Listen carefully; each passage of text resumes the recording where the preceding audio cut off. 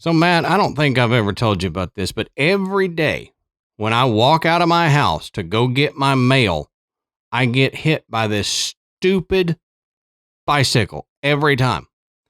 It's a vicious cycle.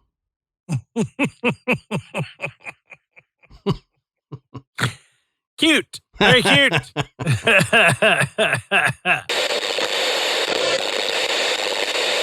Good.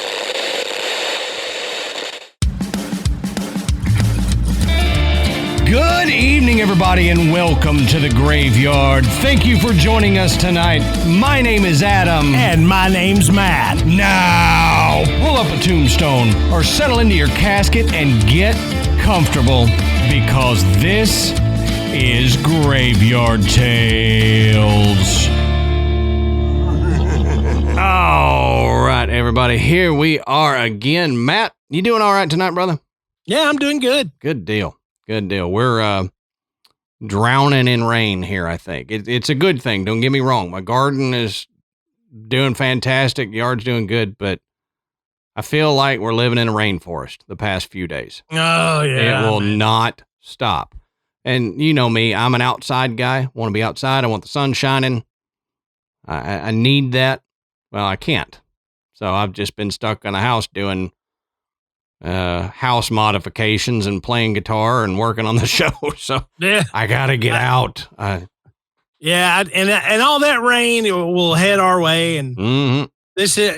I guess it can't be too bad. I mean, this is the weekend that I have to move my daughter back home Oh from yeah. her apartment, and I wasn't going to get to work and play out in the yard or in the pool or any of that other stuff. So Yeah. It'll all work out. Of course, having to move somebody out of an apartment in the rain is not the most fun either. Well, that's when you tell her, look, you're on your own, sis. Sorry, I'm not doing it.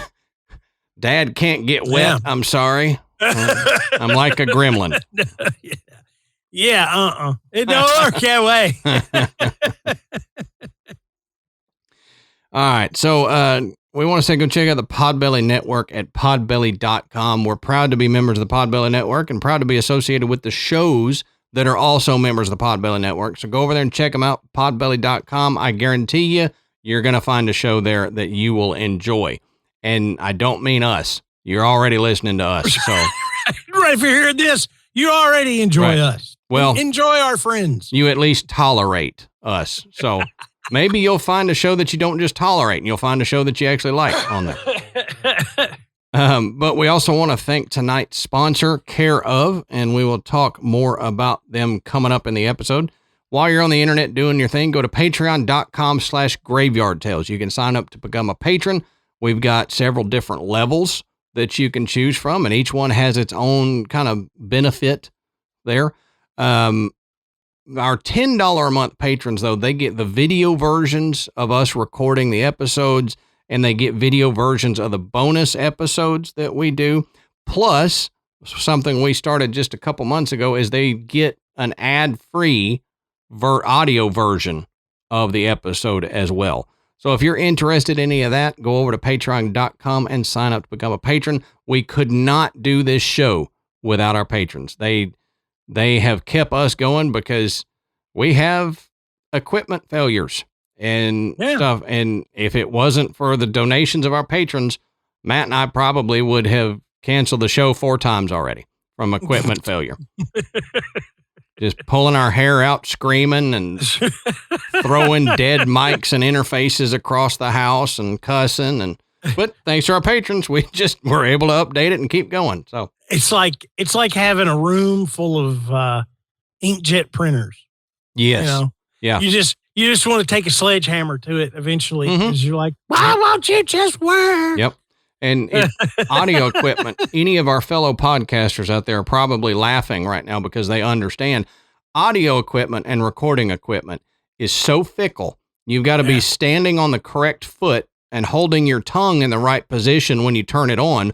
Otherwise, it's not going to, for some reason, it's not reading my microphone today. I haven't done anything different. Why are you not reading? So that little recording rant there, I apologize, but our, like I said, our fellow podcasters that are listening are laughing and agreeing with us. So yeah, but it's you, our listeners, that allow us to overcome this. Mm-hmm.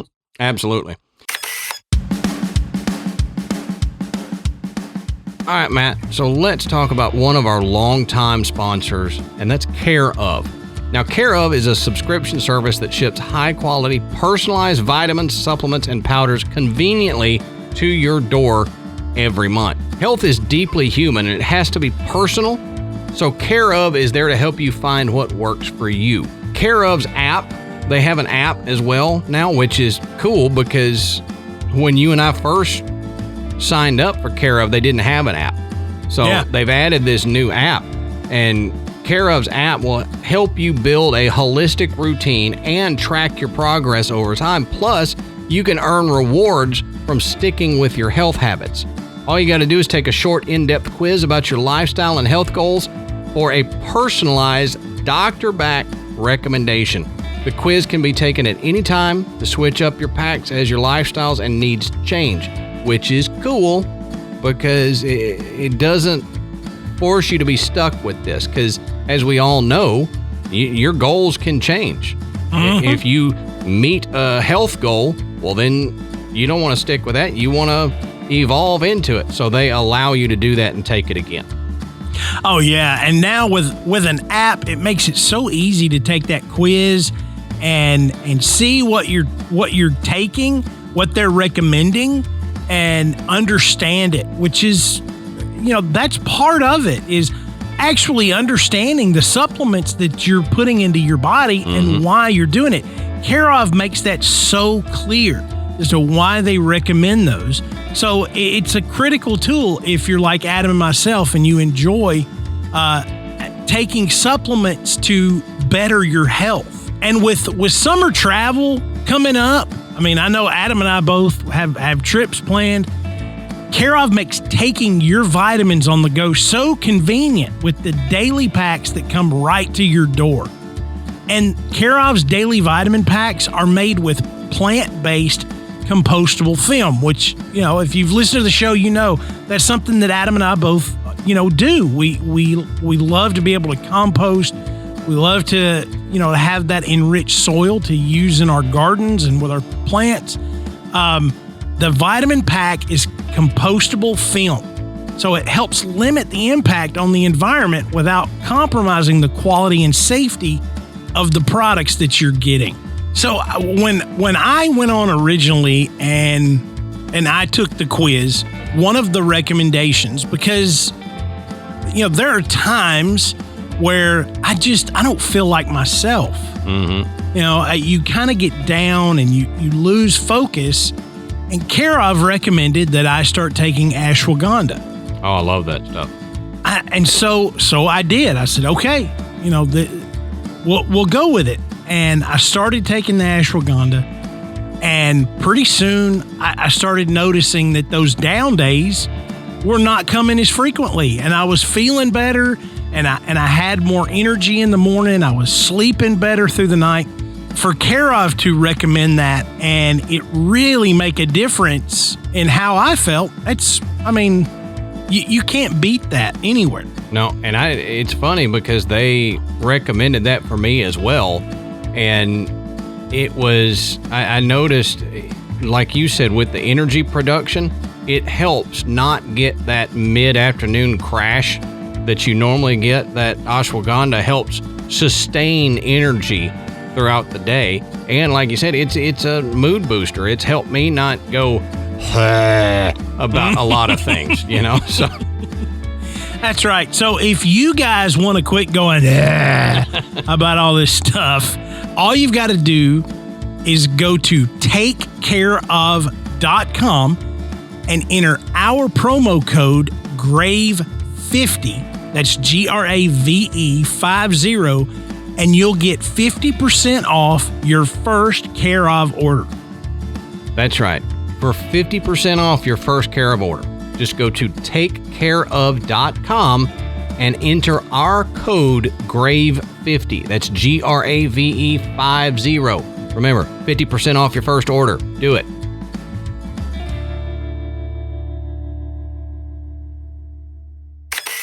So, Matt, that's all I've got for the housekeeping. So why don't you tell us, what are we talking about tonight, brother? So tonight we're headed over to your backyard. Yes, sir. Literally, almost. This is a cryptid that had a very short run, but it's a really interesting story. Mm-hmm. So tonight we're going to discuss the Lake Worth monster. Yep. And I mean, I had not heard of it before. I'm sure if, like Adam, if you are from Texas or you grew up in that Dallas Fort Worth area, then you probably have heard the stories. Yep. But yeah, I mean, the Lake Worth monster, it's the Goat Man, the Lake Worth Goat Man, the Greer Island Goat Man, you name it. It had all kinds of names. But we're going to get into the story of the event that occurred and what followed. But we're going to look at a little history of that area as to why this may have happened. Right. And it didn't happen like last week, but it's been a little while. But I mean, that kind of tells you how strong this legend is it's still around. Right. He is an old man now, but yeah.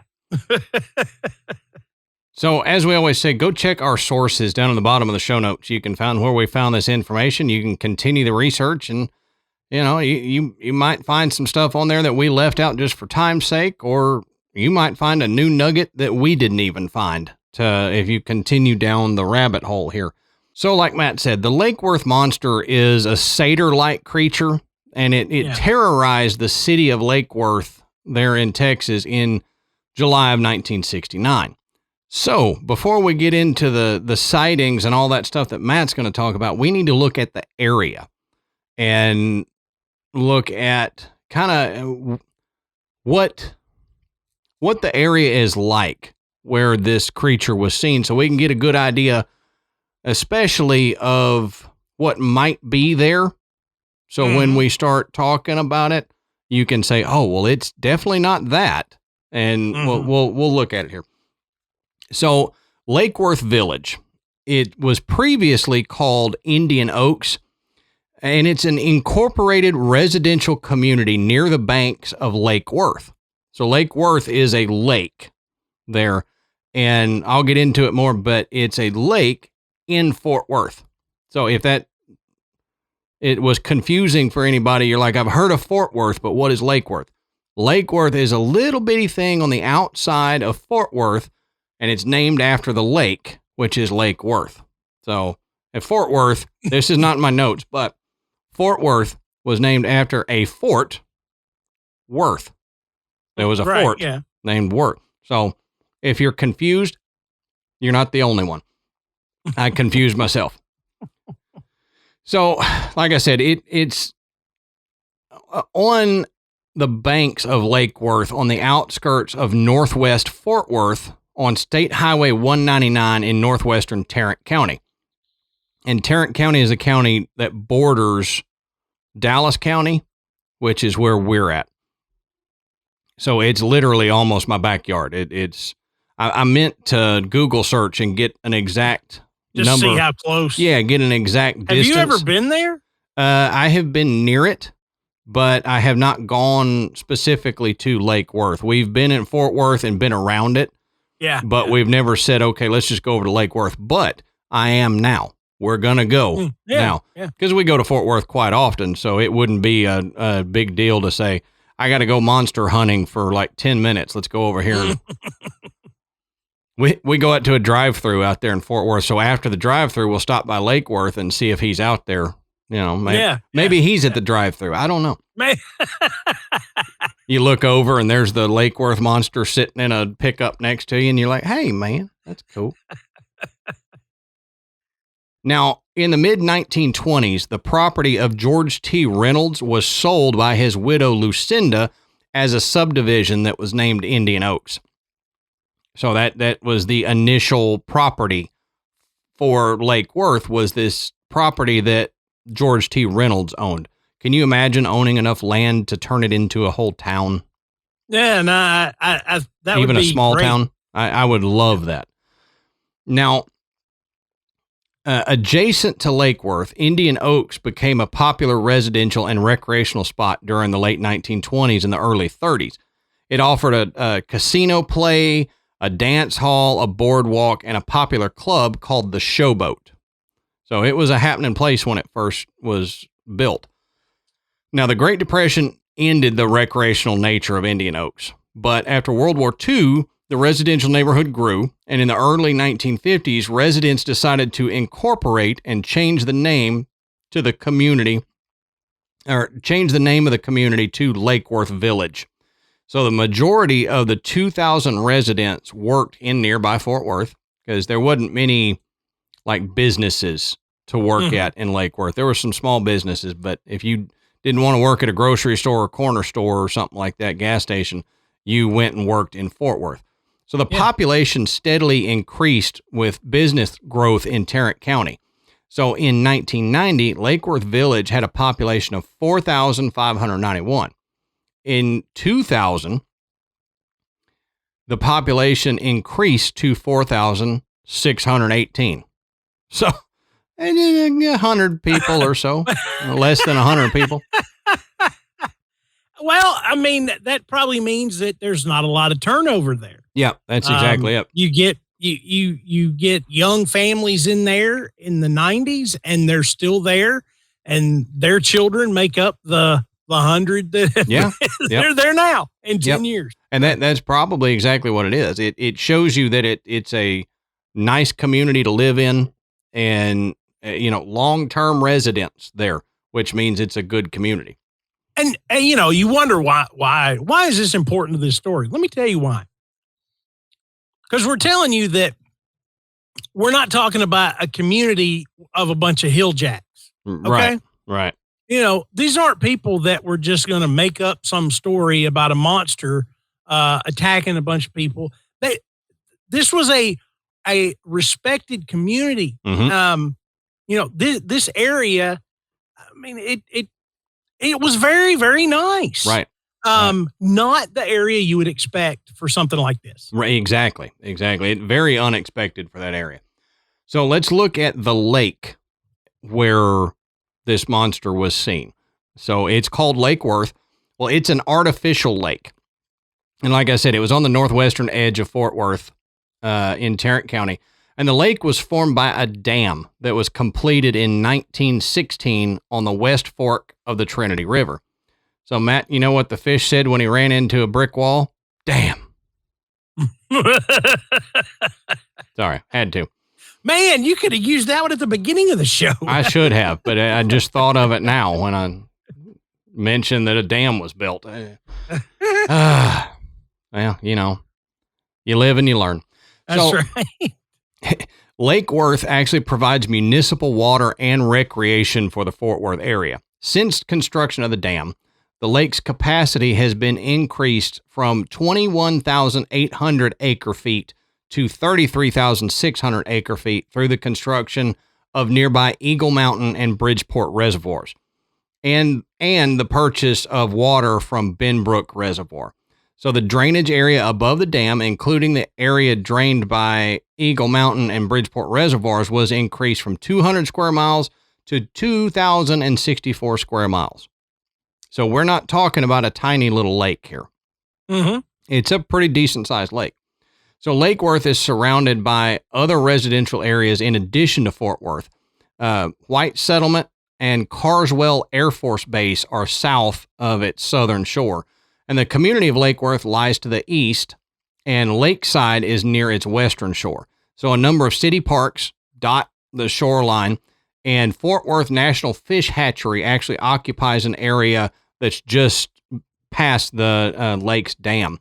So the local terrain around it is mostly flat to some, rolling kind of hills that are surfaced by sandy clay loam that supports juniper and oak trees, brush, chaparral, cacti, and grasses. And that, when it said it's mostly flat, that made me think of that old joke that if you're out in West Texas, you can watch your dog run away from home for 2 weeks. Yeah. See that dot over there? That's my dog. He ran away last week. Now let's look at some of the animals and fish and stuff that would be in and around this lake to kind of get an idea of what wildlife is there, what wildlife the inhabitants of Lake Worth Village have seen. They know these animals, and they, most of them have a pretty good idea of what these things look like. So the predominant fish species in Lake Worth are white crappie, largemouth bass, spotted bass, white bass, catfish, bluegill sunfish, green sunfish, and they stock rainbow trout in the winter. So okay, this is a good fishing lake. And after doing this research, guess where Adam's going fishing? I have needed a new fishing spot. I think I just found it, because these are all fish species that I would eat the heck out of. So, plus it's pretty clean water. Even the bluegills, huh? Oh yeah, I'd eat bluegill. But a side note, here's a little redneck factoid for you. If you catch a bluegill, the best way to do it, take the scales off of it, then you take the guts out and just throw the whole thing in the pan. Just bones and all, because the bones are soft enough where even if you get one, not that big a deal. You can just crunch it up and eat it, but it's real easy to take a fork and slide the meat off the ribs after you fry it. So much easier than trying to fillet the stupid thing. If you ever try to fillet a bluegill, you'll pull your hair out. That's actually what happened to Matt. He tried to fillet a mess of bluegill. Now, see, that's why I asked. I was like, what? Was there any meat on a bluegill? Yeah. Why would you even bother? Yep. Apparently, just pan fry it. Put it in a cast iron skillet after you gut it and scale it, and you'll be doing good. It's good eating, sweet. So, anyway, back to the research and don't tell Brooks, man. He'll be begging to go down and go fishing, and he's like, we're gonna have bluegill for supper. Yeah.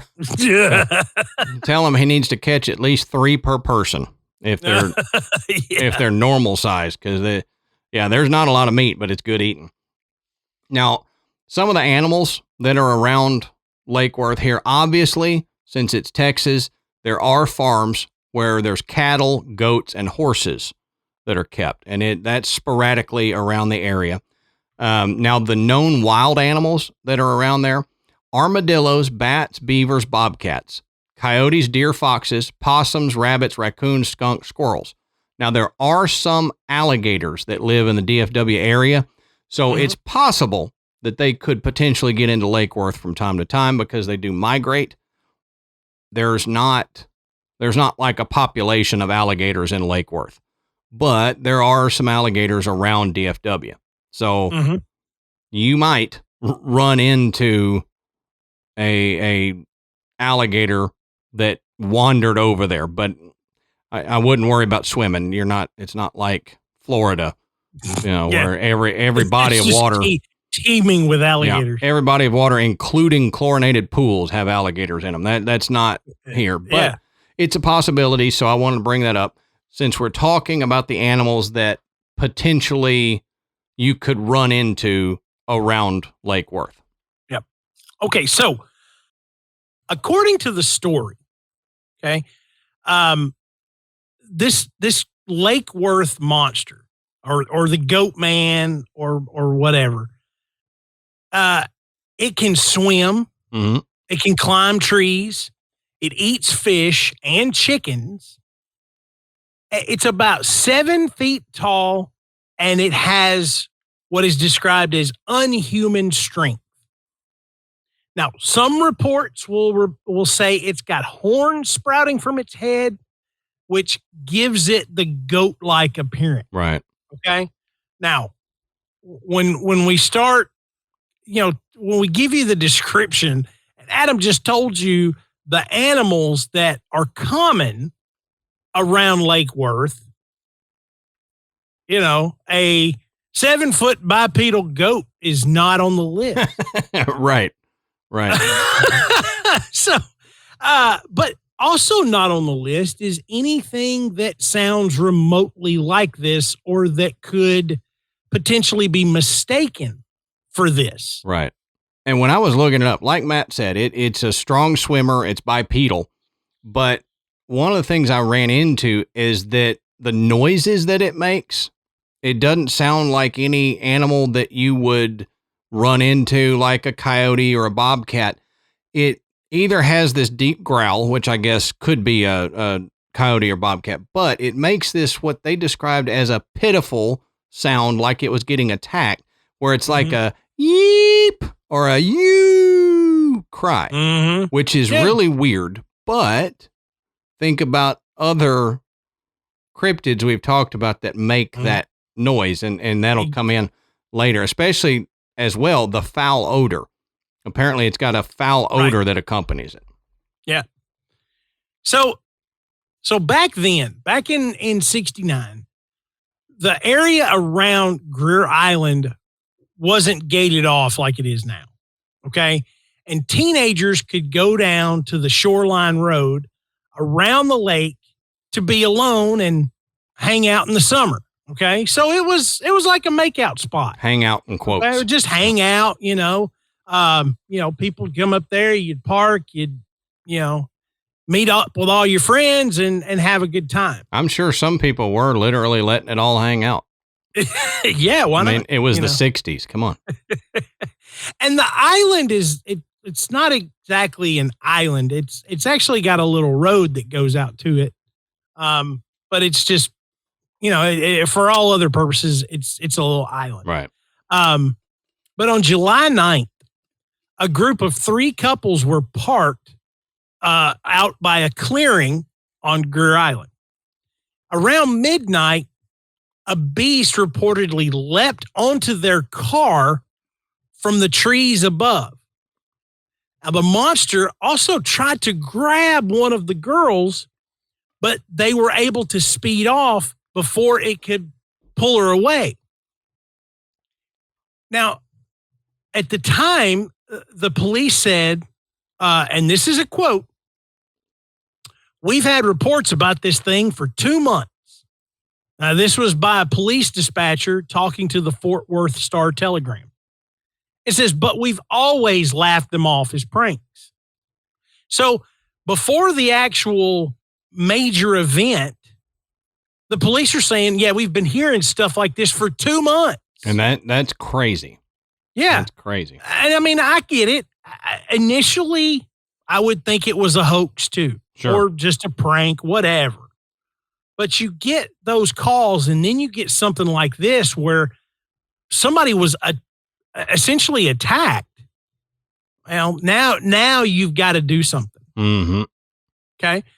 And when witness John Reichert showed police an 18-inch gash in his car's side, and with the police seeing the terrified nature of these witnesses telling this story, they decided that they would open up a full investigation.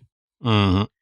Now, it appeared in the newspaper the next day, and the area just immediately was electric. I mean, it's go time. Yeah. Here we go. So truckloads of men with guns headed towards Greer Island to hunt this thing. Spectators came out in droves to try and just catch a glimpse of it. Reporters came in, and here were the police who are supposed to be investigating what this thing is and if it's dangerous, and they're trying to keep the peace with all these people that have flooded this area. Now, Rick Pratt, who was the director of Greer Island Nature Center at the time, remembers folks coming out with wine, whiskey, and beer just to have a good time and hunt for the creature. Because that's what you do, Hey, let's go hang out and see if we see the monster. That's a very Texas thing. Let's go out and make an evening of monster hunting. I love it. Yeah. Well, and Pratt even said, he's like, here was a Sasquatch of our own, Mm-hmm. He said, it was a party. We're going to come out and we're going to have a good time with it. Sure. We've got our own Bigfoot. But on the afternoon of July 10th of that year, the Star-Telegram's front page carried a headline above the fold that said, "Fishy man goat terrifies couples parked at Lake Worth." Fishy man Fishy man goat. Okay? I love it. We're going to get into that. But yeah, that's what the headline said. So that night of July 10th, a few dozen people were at a clearing known for dumping. Okay? This is people would go and secretly dump their trash. Oh, not taking a dump? Yeah, right near the lake where the monster made another appearance. Okay? So this is now 2 nights in a row. It appeared on a cliff, and the witnesses said that it looked very angry. Well, there's a lot of people in its home. That's I right. would be angry too. But this is the kicker. It threw a tire with the rim still attached. Yep. What witnesses say was about 500 feet. Yeah. You try to do that. Go pick up a tire with a rim attached and see how far you throw it. You can't throw it 5 feet. Yeah. Listen, I want to put this in perspective. Okay? Because to finish my thought here, it says that when that happened, everybody, even the police, bolted. Mm-hmm. They ran because they realized real quick, whatever's up there is way stronger than us. Right, right. But a football field, okay? A football field, not counting the end zones, is 300 feet. Mm-hmm. Mm-hmm. Tack the end zones on, and that's another 30 feet at each end. So 360 feet would be from the end line of a football field all the way to the other goalpost. Right. Okay? Imagine throwing anything that far. Mm-hmm. I mean, it don't matter what it is. I couldn't throw, a glider plane that far. Much less a tire with the rim on it. And they're saying 500 feet. I want you to just imagine a creature picking up something, anything, and throwing it at the end of a football field, and it's sailing the entire length of the field plus another 140 feet. Yeah.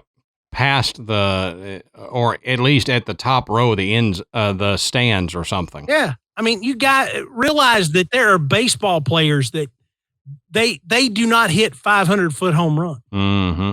Okay.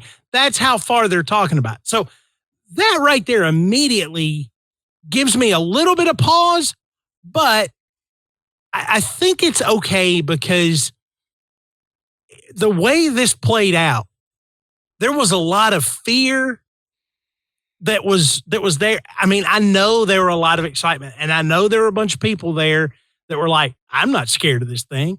We're going to come out here and have a good time, and we're going to find this thing. I'm going to shoot it. Yeah. I'm going to mount it on my wall. But then faced with the actual, creature, everybody says, yeah, I'm out. Mm-hmm. This is serious. So I think the distance was probably exaggerated. Probably, yeah. But still, try throwing a wheel of a vehicle and see how far it goes. Any distance. Yeah. And this thing threw it. And not only that, had it hit anybody, it would have injured them really bad, or it could have killed them. Right. I mean, we're not talking about something lightweight here. Now, Adam mentioned this earlier, but this actually comes from a reporter named Jack Harris about that squall or howl or whatever. Mm-hmm. And he described it as this pitiful cry, like it was being hurt, which, doesn't fit with any of the other animals that we've discussed. I mean, bobcats can make some really weird noises if they're being territorial with other bobcats, but that's not something that just happens all the time. Right. You just, hear that. And it sounds more like a scream or something. It's a different sound entirely. Yeah, like a woman crying or a baby screaming or something. Not what they described. Yeah. Now, one of the spectators who went to Lake Worth that summer was a lady named Sally Ann Clark. Now, Sally was an aspiring writer, and a private investigator who pretty well dropped everything to go and interview people for what would become her slightly tongue-in-cheek book, The Lake Worth Monster of Greer Island, which was published in September of 1969. That's fast. Yeah. Yep. So this thing happened on July 9th in 69, and she's published a book about it in September. Yeah, 2 months later. That's crazy. She is moving. Yep. Moving to get that done and get it to a publisher and them actually put it out. Because, I mean, this wasn't like, you could publish stuff on the internet nowadays and, an instant. This was, you had to actually find somebody willing to buy your story and publish it, put a cover on it and print it. And so she was successful. And according to Clark's book, the monster jumped on the hood of another fella's car, and that man reported that he and 2 other men were out on the island looking for the creature, and it came up and jumped on the hood of their car. Now, when the creature landed on the hood, the man said that he swerved his car wildly about the road, so they were moving. And he said the monster did not let go until they crashed into a nearby tree. Now, this witness's name was Jim Stevens. And Jim reported that he himself was 6'4", and the creature was easily much taller than him. Yeah. Now, so Stevens, go ahead. Keep all of that in mind. This, especially this one that Matt is talking about. Because I've got some stuff here coming up that when I start talking about it, I want you to remember what Matt just said. This is a moving vehicle. This creature jumped onto the hood of this moving vehicle and held on. Yeah. Plus, it was way taller than a 6'4" dude. So keep all that in mind. Yeah. So Stevens said that he figured the monster was at least 7 foot tall. Maybe even taller than that. And other eyewitnesses claimed the monster had this half goat, half man appearance and was covered in fur and scales. So that's where we get the fishy man goat. Mm-hmm. Okay. It had fur and scales. Doesn't make sense to me. I don't know how you have both. I get it being covered in fur. I could even get it being covered in scales, but both? Yeah. Yeah. Unless it was like half, like the top half was fur, the bottom half was scales, or scaly arms and legs and furry torso. I don't know, but it says covered in. So yeah, and part of it too is I always, when I hear scales, I'm always thinking fish, and not necessarily reptile. Sure, yeah. That might make more sense if you think about it. Although I don't know any furry reptiles either, but I could at least say you've not met my uncle. Then it may have had some type of scaly skin that wasn't covered with fur. Yeah. And so it kind of gave that scaly appearance. But it doesn't end there. And you know what? It absolutely could. It absolutely could, and this would be a great legend. But Clark went on to say that she regretted the way she wrote her book because after she published it, she saw the monster herself on 3 different occasions. She said, if I'd seen it before I wrote the book, it wouldn't have been semi-fiction. Then why did your dumb butt rush to publish? She was capitalizing on it. That's true. Sure. Do your dang research, though. Could have waited another few months and gotten a much better book. So I can understand her regret.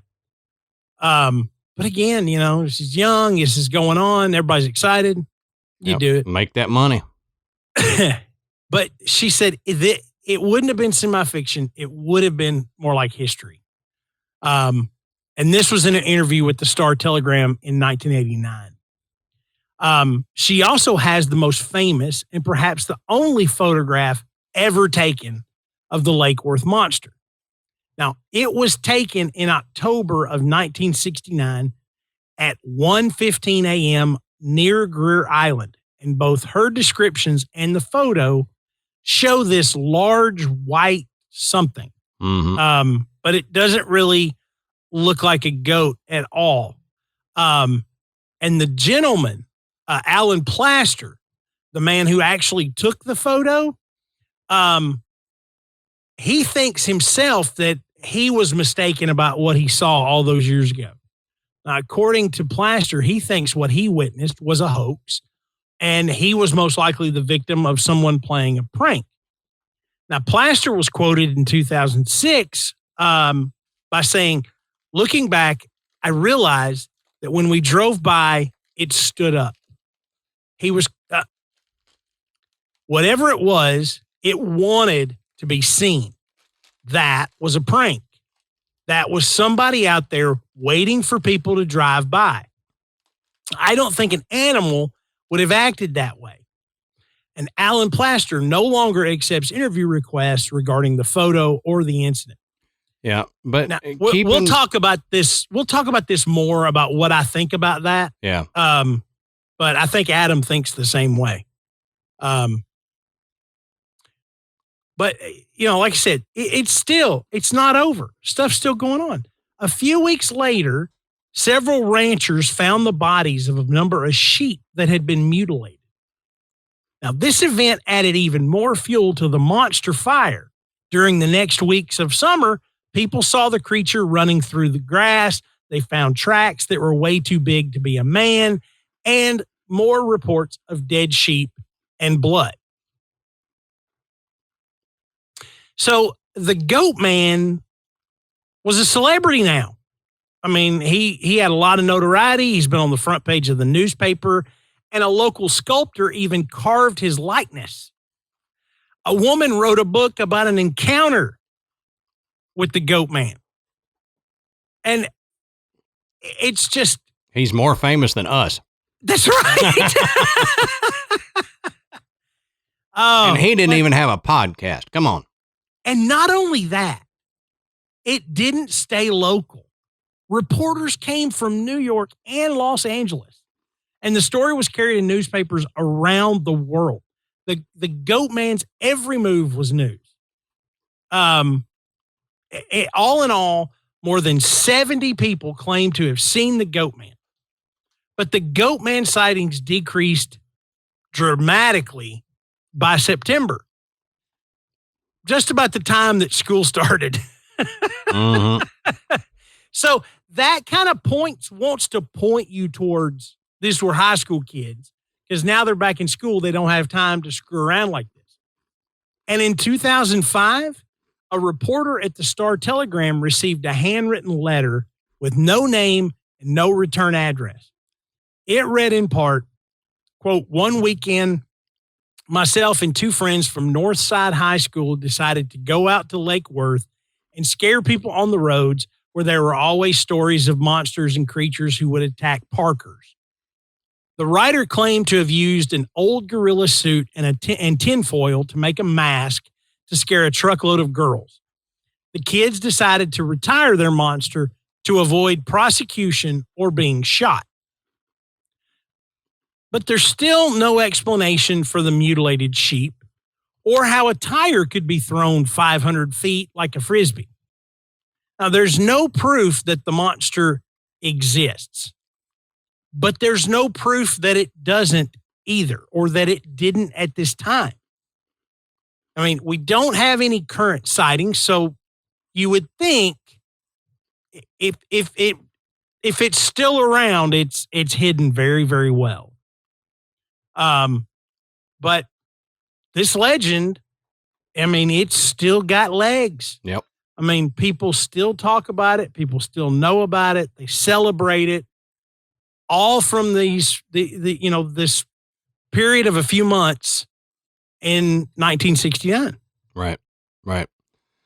Now, some of the things I was going to talk about, Matt, and you touched on some of them, but I'm gonna double touch because we need to discuss this a little deeper.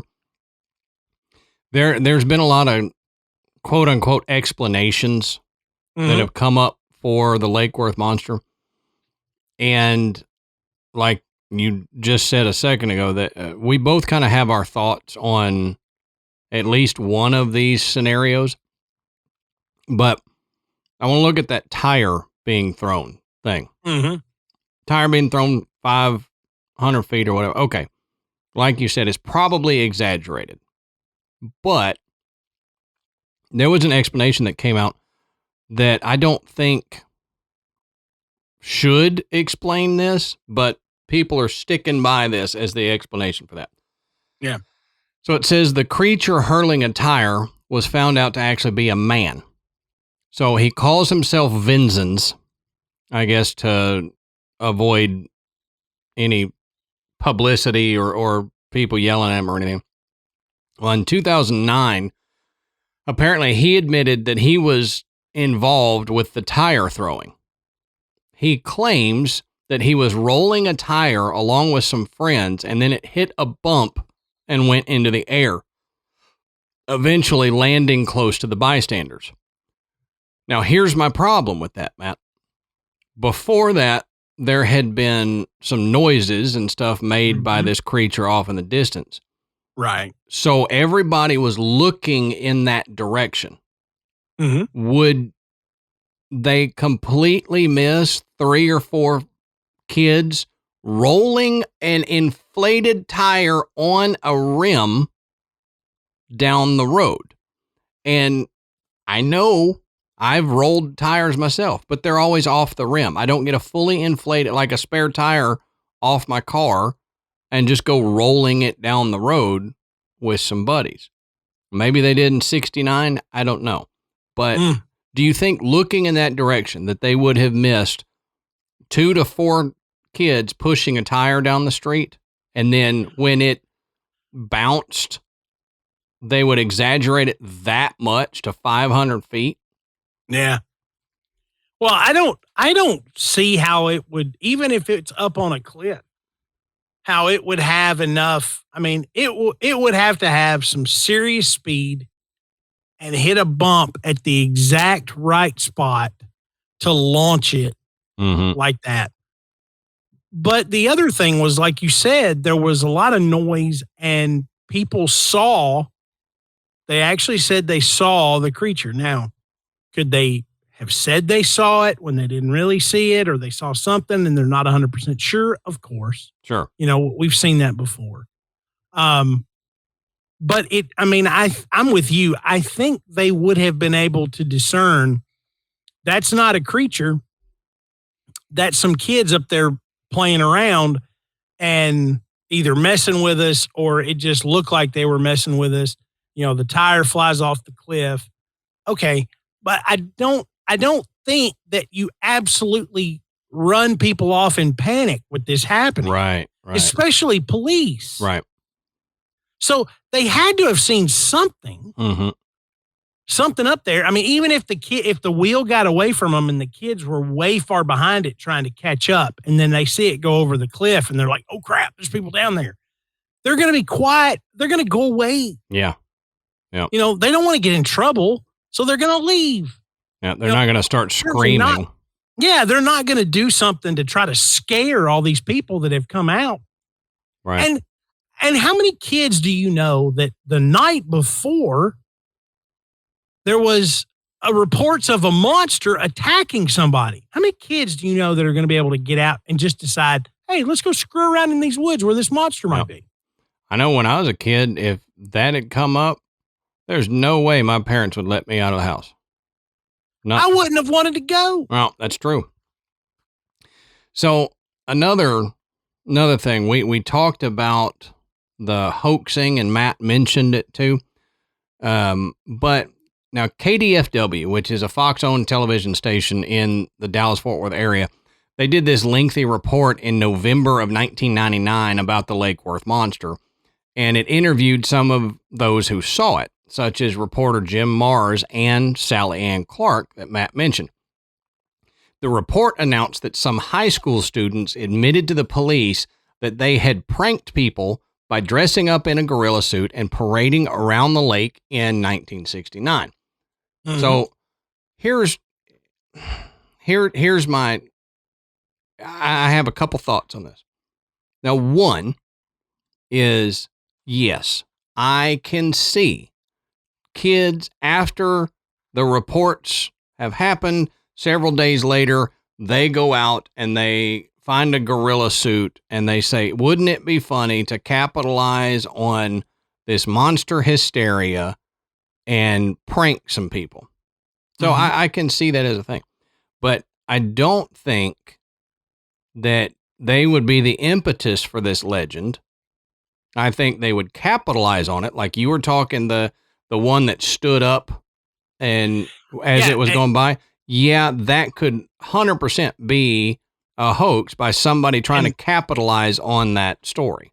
And I agree. I think Alan Plaster is probably exactly right, because if you look at this photo looks like nothing. Right. Okay. This photo looks like a big white blur. I mean, if it's a person with a furry sheet on them. Yep. And that's it. So I think Plaster's probably right. That's exactly what he took a picture of. So you just kind of take the photograph and Plaster's story out of the equation. Right. Okay. Because it was a more isolated incident there. You just remove that and then look at what's left. Right. And you've got to look at the goat mutilations. And then you've got to look at, like I said, remember this story that Matt told? Do you think that some high school students would be able to pull off something where they looked like they were 7 foot tall? They jumped out of a tree onto a moving vehicle and rode that vehicle until it wrecked and then get up with no injuries and be fine. And now this is granted if that story is true. Right. But if that story and that encounter is true, then I don't see how this could be the high school students pranking people. Right. Me either. It doesn't fit. That okay, yeah. You're stupid. As a kid, you're stupid. I was stupid when I was a teenager. I did some stupid stuff. I jumped on a roof of houses. I rode my bicycle off of my buddy's roof into his swimming pool. I mean, we did stupid stuff. But I would never think, okay, I'm going to go stand in a tree and jump on the hood of a moving vehicle and grab on and go ooga booga booga booga booga booga booga in the windshield. So, right. To me, you gotta take out the pranking on that encounter as well. Like I said, yes, I would put money on the fact that yes, high school students did use that as a way to prank people. After the stories came out, they went out there too. But that does show the stupidity of it, because one of my thoughts was there are a lot of hunters in and around DFW. That's right. I know personally that there are a lot of hunters. So why would you think it'd be a good idea to get out in an animal suit that was scaring people and not expect to at least get shot at? I mean, somebody out, even at that point, if somebody's out like squirrel hunting or dove hunting, which they wouldn't be dove hunting or squirrel hunting at night, but you know what I'm saying. But they would have a gun. Yeah. Most likely. They would have a firearm that, they would defend themselves if they felt threatened. Sure. So by a large animal. Right. So even if you're a 16, 17, 18-year-old kid and you dream up this funny thing to do, you've got to think at some point, I hope we don't get shot. Yeah. And probably those kids in 1969 in Texas were probably hunters themselves, or their dads were or something. So they understood this. It's not like they were oblivious to the fact that there's people that might be out hunting or could be out hunting this monster with a firearm. So, I I don't put it past them, but I don't think it answers all of the sightings, nor does it begin the sightings. Yeah. Another thing, there was a spokesperson for the Fort Worth Museum of Natural History. Matt, this is the one that I prefaced before we started recording, and I said, this person needs to be smacked because he said that witnesses had seen a common bobcat. Okay. Like we said, maybe the sounds. Okay, I'll give you that. Maybe, I mean, like you said, bobcats make some weird noises. I've heard them make some weird noises. But the key word to this is they had seen a bobcat. Do you think that a bobcat could get turned into a 7-foot tall white bipedal, maybe hairy, maybe scaled creature? Do you think that's possible? Even with the way eyewitness testimony is not really that reliable in most scenarios, do you think it could get twisted that much to go from a bobcat to 30 people getting scared by a giant bipedal white hominid? Yeah. No, I don't. I think of the larger animals that are on that list, bobcat is probably one of the least likely, just because I can't see a bobcat being big enough to. That's the key. I mean, I've seen bobcats. I mean, I know. I mean, they can get bigger. They don't get big enough to be mistaken for a 7-foot tall creature. Right. I mean, you know. When's the last time you saw a bobcat walking on its hind legs, too? Yeah, never. Yeah. You know, never. And then, of course, you know, if it's a deer or something like that, I think most people, like you said, there's plenty of hunters around there. You're familiar with the wildlife. We know our deer. Yeah, you're gonna know. I mean, even if it's a buck that gives you this impression that this thing has horns, you're still gonna know. Right. You're still gonna be able to tell that's just a deer. Don't get excited. Right. That deer's not gonna throw a tire. It's not gonna throw a tire, and it's not gonna leave the large tracks that you mentioned, which were 16 inches long and 8 inches wide at the toe. Yeah. I mean, you know what that sounds like to me? That sounds like my favorite bipedal cryptid, which is Bigfoot. That's right. And some people have actually claimed that the Lake Worth monster was a rare albino Bigfoot. And I, like you all know, I believe Bigfoot is a thing and it's out there. Bigfoot is in Texas. There are a lot of stories from Texas of Bigfoot. Right. So, and we know albinism is a thing that happens in all creatures. All creatures can develop the gene to be albino. So it's possible that an albino Bigfoot could be the cause for this. And then the descriptions of the horns and the scales, that is all the eyewitness mistaken identity thing that happens, the telephone game. When you tell somebody something and then it exaggerates and changes. But now I'm not saying that I 100% believe that that's what it is. But if we're talking, this is actually something, this was seen, this creature was there, then my bet goes toward a lone albino Bigfoot. Because in nature, a lot of times, something like albinism is seen as a detriment to the species of an animal because they can't camouflage themselves. They get attacked by predators, and they usually will push these creatures out and away. Yeah. So possibly it was an albino Bigfoot that got separated from its group, and it lived for a short period of time around Lake Worth, and then it died. And that's why there's no more sightings of it. There wasn't anymore. He accidentally wandered into Lake Worth and went, oh, crap, there's people here. And they saw him. They had that few month thing where he was trying to figure out what to do, and then he left. And is it bad that looking at this, that I think the most logical explanation is an albino Bigfoot? Probably. I mean, it's the one that actually makes the most sense if you just kind of open your mind to it. All the other explanations, I'm like, these are some of the worst explanations I've heard. Yeah. They're worse than an owl in some sense. And I got to thinking about, Jim Stevens, the guy that wrecked this car. The thing jumped on the hood of his car. Mm-hmm, mm-hmm. Okay. So just playing devil's advocate, what if he just, let's say they'd been drinking, they accidentally wrecked their car. Here come the police. We got to tell them a story. We can't tell them we've been drinking.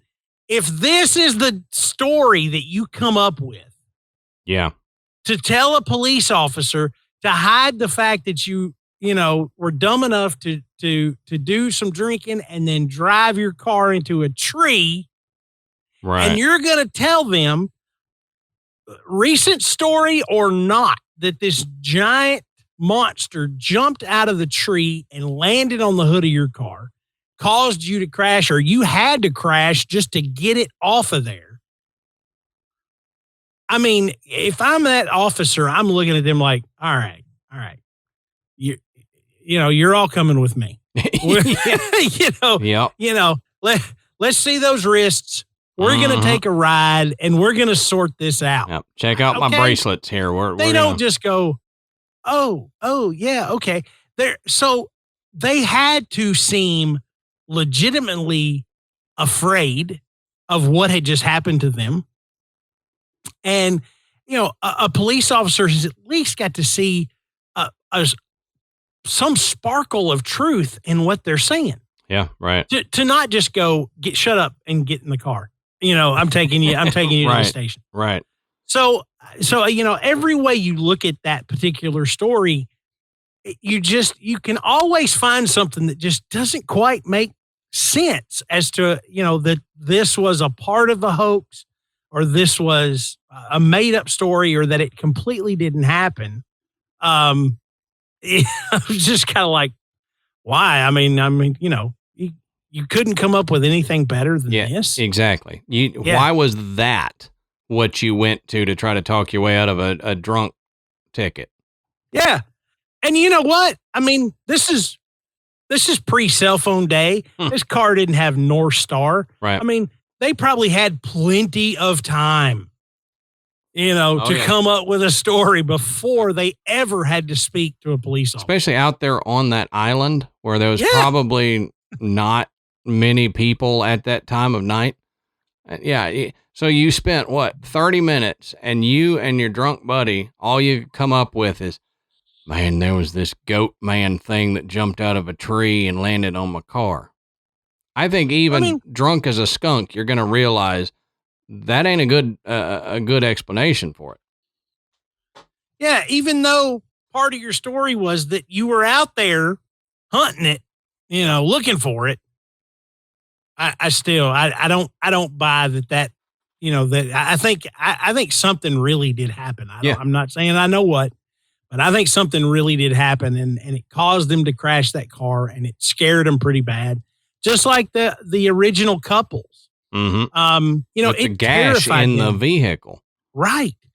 And I mean, why, if you're a hoax, look, if I'm going to pull a hoax, and at some point the people I'm working with go, all right, Matt, we're going to put an 18-inch gash down the side of your car. I'd be like, the hell you are. Well, yeah, right. It's not worth that. Does your dad own a body shop? No. Yeah. You're not going to do that. Yeah. So you wouldn't do something like that yourself. Right. If you accidentally wrecked your car and you were or you ran into something, scraped against something, again, why even involve the police in this? I just go home and come up with a better story of, Dad, somebody said something and I looked, and all of a sudden I was there and there was a mailbox, and a deer ran out in front of me and I had to swerve to miss the deer. Anything other than we were attacked by this 7-foot goat creature. Right. So, I mean, we're not telling you what to believe. We're just telling you, look, the explanations for what this most likely was are crap. Okay. Mm-hmm. They're crap. And you dissect this story and it just boils down to something happened during those few days to months between July 9th and September of 1969. Right. And we don't know what. We probably won't know what. It's fun to talk about it. That's why Adam and I are discussing it. But it's even more funny that they've come up with all these ridiculous explanations to keep people from thinking there was actually a Lake Worth monster. Yep.